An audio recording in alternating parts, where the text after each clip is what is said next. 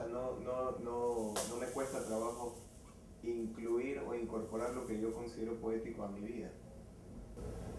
De hecho, hay gente que ya ha dicho eso antes.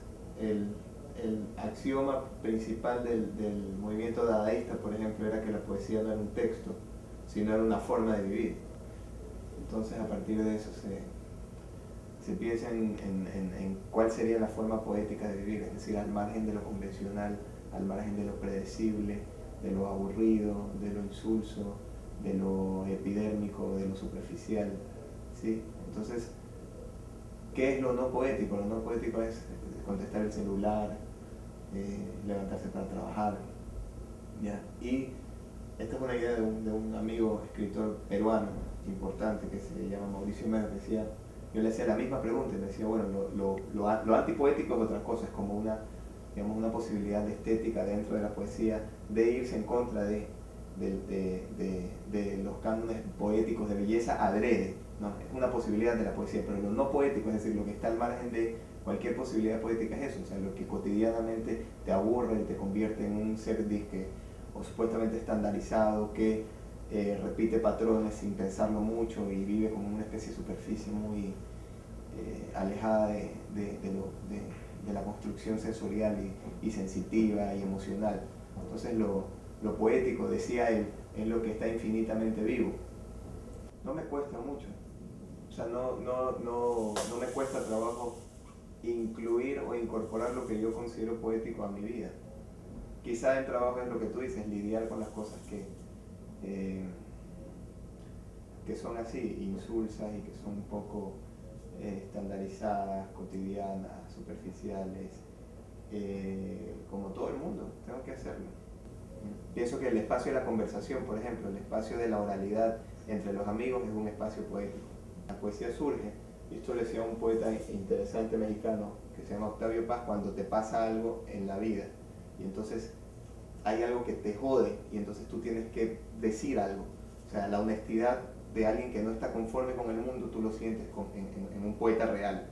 O sientes el que es muy hábil con las palabras, pero solamente está contemplando o haciendo juegos lindos o hermosos incluso con la palabra, pero falta esa cuestión vivencial desgarrada. Nadie escribe poesía o literatura, nadie hace arte o nadie hace lo que realmente importa porque esté conforme con la vida. Uno escribe poesía porque está cabreado con el mundo, porque dice, ¿qué tengo yo que decirle al mundo? La gente que está conforme con todo no hace nada, más allá de hacer plata o vivir así, o no se hace las preguntas que le causan contradicción o que le causan conflicto, ¿no? Es como la película de Woody Allen, que el tipo es absolutamente autorreferencial en su cine y entonces hace una especie de mapeo de cómo le va tan mal con las mujeres, porque no se halla con las mujeres, porque la una y la otra, entonces se encuentra en la calle con una rubia alta y un tipo así, pero los dos perfectos, y les dice, bueno, ustedes son felices, parece que son felices, dígame cómo han hecho, y ella le dice, bueno, yo soy una persona absolutamente superficial sin ningún tipo de interés en nada, y él dice, yo soy exactamente igual. Entonces así es muy fácil. Por eso es que hay preguntas como, digamos, de cajón o estandarizadas también de por qué les gusta la poesía.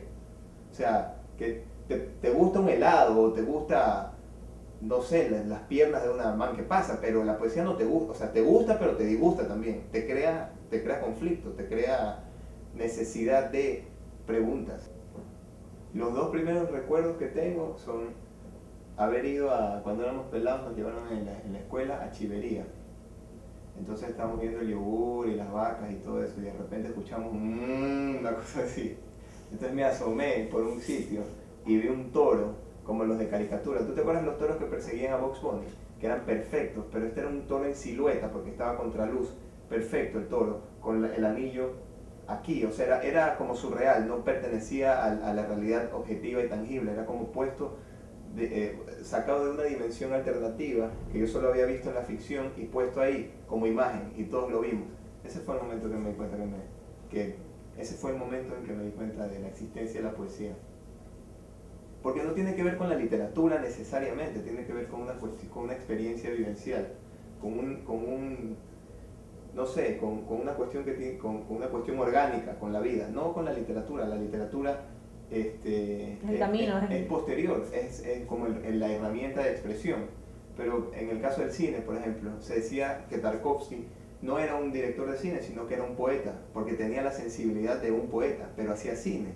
Entonces, o se dice que, qué sé yo, o sea, el poema como metáfora de cualquier tipo de expresión que tiene cierta forma de belleza, pero no necesariamente verbal. Entonces, eso es lo que quiero decir, que la poesía trasciende los márgenes un poco rígidos y preestablecidos de esta noción de literatura. Esa es una posibilidad. La literatura, por ejemplo, cuando la gente es muy joven, es presentada en el colegio como algo cursi o aburrido, y lo cual es culpa del establishment educativo que tiene estos programas muy estúpidos y obsoletos de literatura y de humanidades en general. Pero la gente siempre está cerca de la poesía, incluso sin saberlo. La gente siempre habla en verso, no en verso, pero en metáfora, cuando hago, por ejemplo, la sinécdoque, la parte por el todo, o cuando dicen los apodos, no son otra cosa que metáforas, las bromas, el lenguaje con el cuerpo, lo que los jóvenes hacen, cómo se visten, cómo tratan de, digamos, captar un espacio de simbolización, todo eso es poético. Entonces la poesía permanece, aunque la gente se